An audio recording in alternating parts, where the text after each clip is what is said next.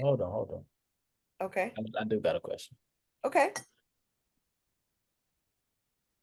Well, I might have two, but I have one. Please have to. So for us, when we were describing what love felt like, we described it in the sense of like a father to son type Hmm. idea. What would you, Describe uh, yeah, God's love.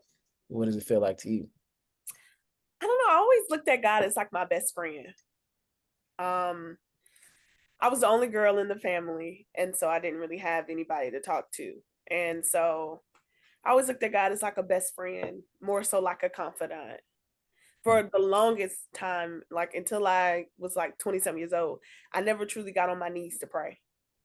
I always just in my car riding, and me and God was just talking, you know? So I always looked at him as like a friend, as like a confidant. He really didn't become Abba, father to me until I was about 27, 28. He became father. And I really understood that relationship. But it does go back to I didn't have a good relationship with my natural father.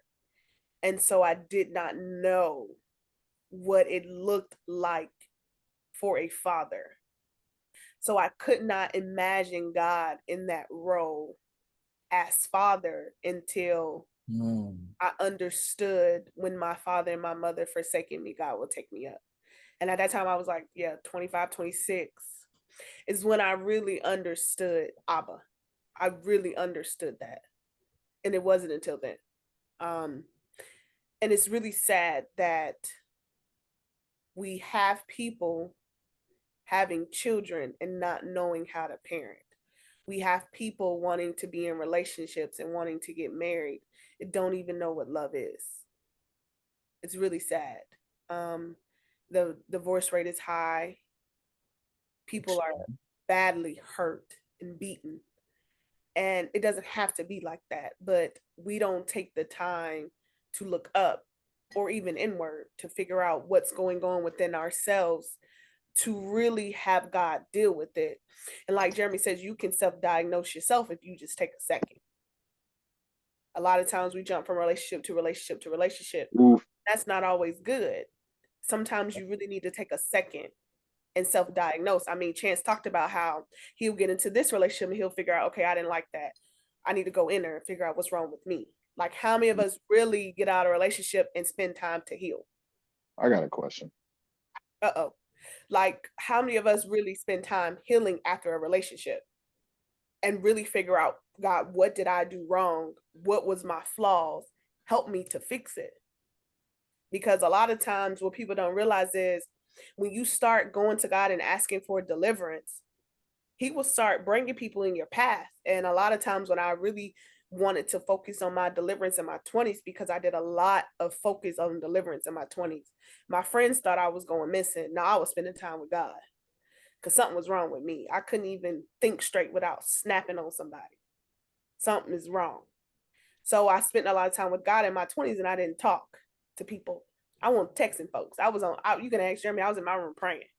I wasn't texting people. I had to figure this out, read books. So he would bring different guys in my path. And one guy told me, I was 25 years old. He said, are you listening to understand? Or are you listening to just respond? Mm. I was like, Talk about it. can you? I'm perfect. What you mean? I You treat everybody good. No, I don't. said that? Did you I say sure that? did to myself. No, Yeah. no, I don't. I had some work to do. I did not listen. At least I didn't say. I never said that. You're better than me because I knew I was Little Miss Perfect.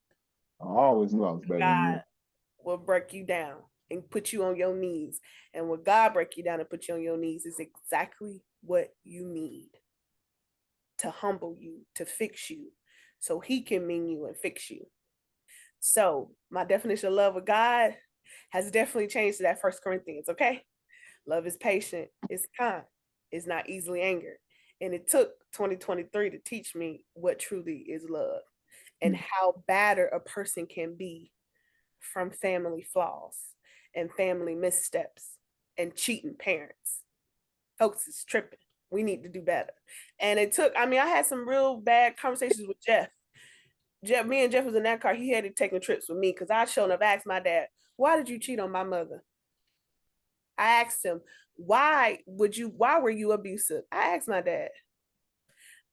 Sure did. It's crazy how bold you are to ask the father these questions, and his sons be like, and you could tell we had like different raising techniques from him when it came down to his sons and to his daughter. Because he really didn't like touch, like he did, of course, a few times, but he ain't never really like, we were scared just to walk into that man's room at sometimes, man. Legs be shaking at the door. Couldn't even move. It was bad.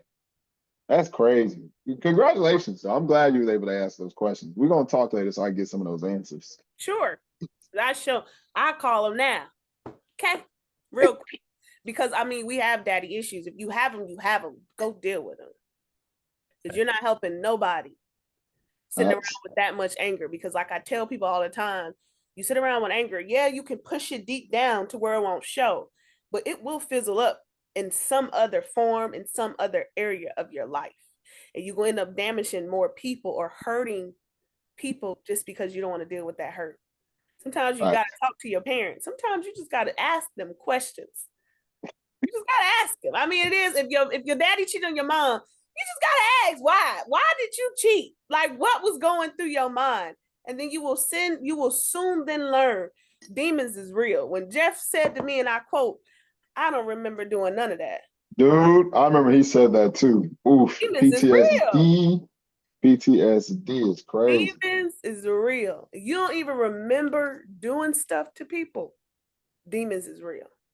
Go ahead. What you say? No, I was about to say, like, sometimes within those situations, whether it be tackling traumas between parents or even tackling traumas between past, like, sometimes you'll ask the question thinking you're going to get the answer that you want to get, but try to go into it with, like, even if I don't get that answer, let me try to understand this person. Because for some crazy way, that explanation makes sense to them. You may not be able to comprehend it, but 2 + 2 = 4 to them. So, and that's how you know demons is real. The best advice I ever got from Ty Omega Leslie was this: if it doesn't make sense naturally, it's supernatural. Demons is real.